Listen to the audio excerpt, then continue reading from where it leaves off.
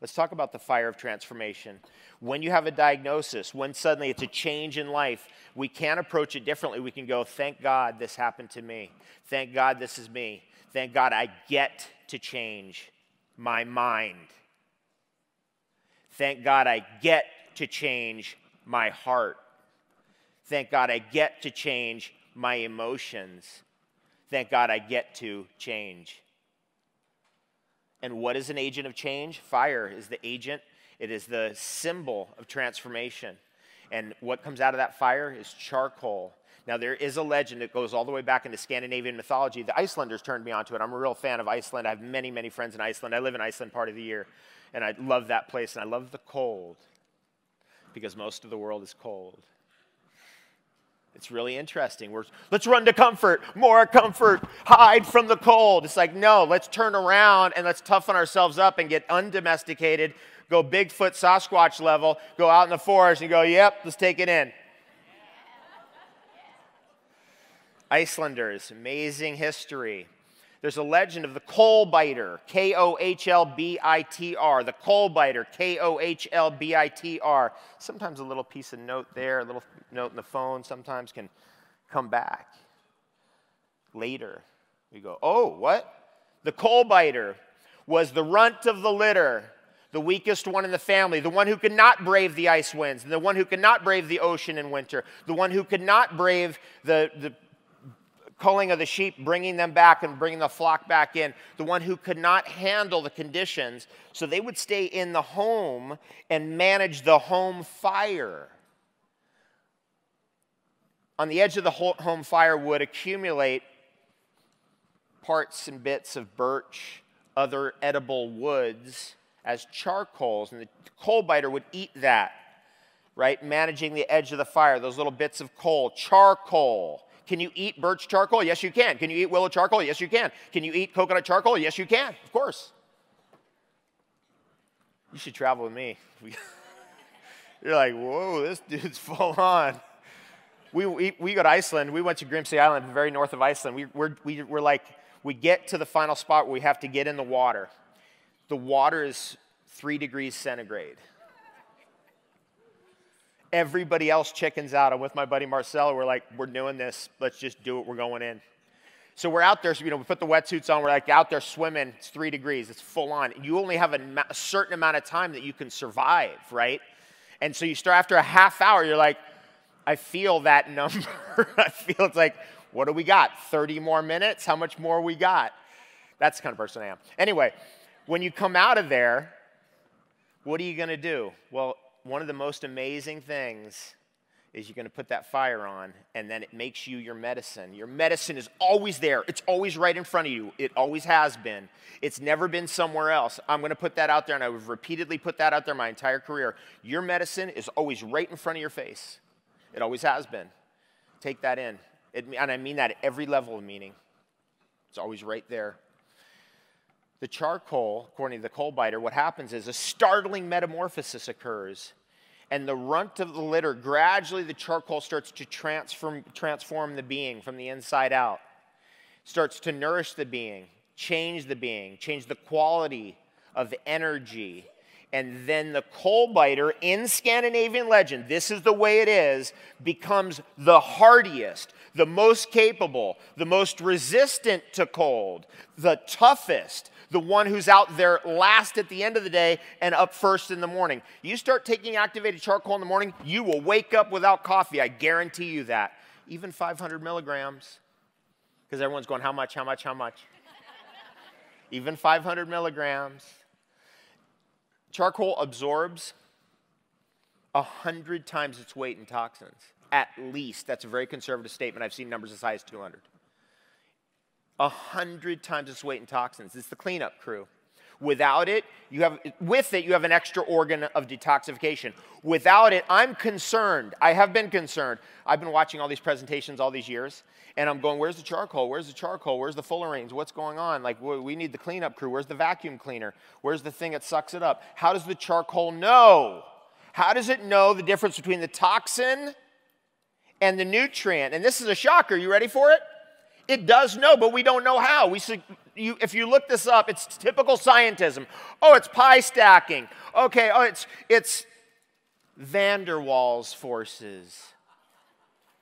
Which are, right? It's like the theory of evolution. Who survives? The fittest. Who are they? The ones who survived.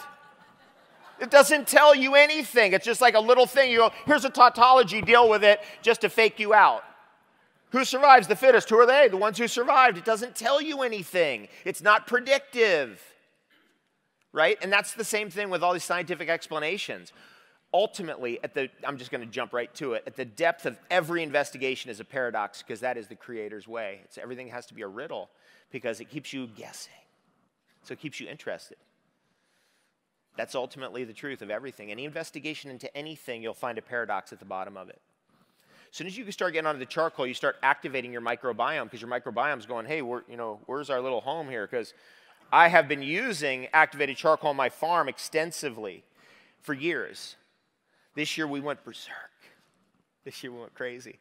I was like, let me get a biochar place that's going to send me a tote this big. I was just like, I'm going to plant sea buckthorns. You know sea buckthorn oil, beautifying oil. Get the sea buckthorn oil on you. The hottest burning wood in the world. Do you know about it? You should know about it. Anti-tumor oil, sea buckthorn oil. Look into that 1962 study, anti-tumor. It is a major agent of transformation on a farm, but it's also a major agent of change in you and all animals. Frolkis, Russian researcher. This guy has extended the life of mice and rats 34% commonly, 40% commonly. Let's do the numbers. The best you're ever going to get out of resveratrol is a 7% increase in lifespan. That's the best you're going to get. Resveratrol is very powerful and a longevity-inducing substance. Now, what does that mean? 7%. People go, okay, 7%. Oh, it's good. Yeah, what? You're supposed to get 100 years. You're supposed to get 100 years. If you have a 7% increase in your lifespan, that's 107. If you have a 20%, let's just get to, let's say, stem cells. Stem cells are known to increase the lifespan of animals by 20%. Then that would be 120. That's pretty good. Olive oil is known to extend the lifespan of animals and humans by 9 to 18%. It's the highest of any food commonly used in animal research and human research. 9 to 18%. So 109 to 118. That sounds good. I'm an olive oil maniac. I love olives. I love the olive tree. I grow olives. I've been growing olives since I was a kid. It's the best ever. Do you guys like the best ever? Because we all have a choice. Today could be the worst ever or the best ever.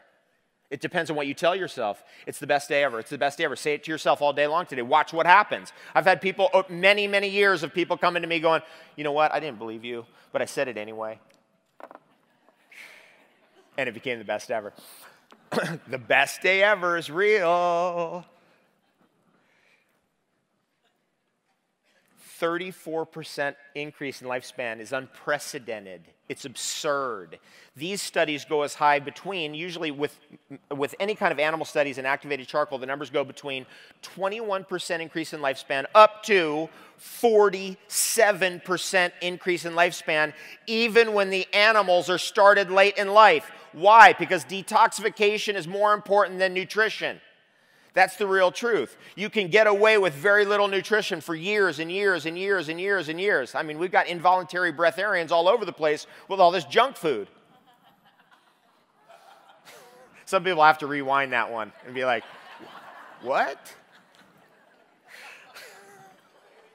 34% increase in lifespan? That's 134. It's a black substance. Black substances increase longevity. That's an old Taoist principle. Red substances increase energy, right? So red food. So when I started going, wait, black substance. Of course, charcoal is black. My understanding of Chinese medicine, Taoism, I'm like, wait, this one was the part that they didn't tell us. We got the Chinese medicine theory, we got the Vedic theory, but we didn't get the whole thing on the yogis. Even though they're covering themselves with a sacred ash, we didn't get the eating it part. The charcoal in the morning with your water, many, many years, I've been putting out there, you drink a liter of water before you do anything. You get up in the morning, you drink a liter of water before anything happens. Before coffee, before tea, before other things. Because other things will happen as soon as you drink that water. You know what I mean. You could become more regular. Can you believe that term? Like, let's be more regular, honey. Okay. Here's what you add now. 1 capsule of charcoal, maybe 2. Work your way into it. Experiment. Play around. Not just when you have a tummy ache. Not just when you have indigestion. Not just when you have gas. Because charcoal works on indigestion, gas, and tummy ache immediately and stops it. You ate a cold, right? Food poisoning. You ate a cold. What do? Charcoal, charcoal, charcoal immediately. You probably have charcoal right now somewhere in some cabinet somewhere tucked way in the back, and you had it when you had a tummy ache and you forgot about it, right? Yes or no? Yes.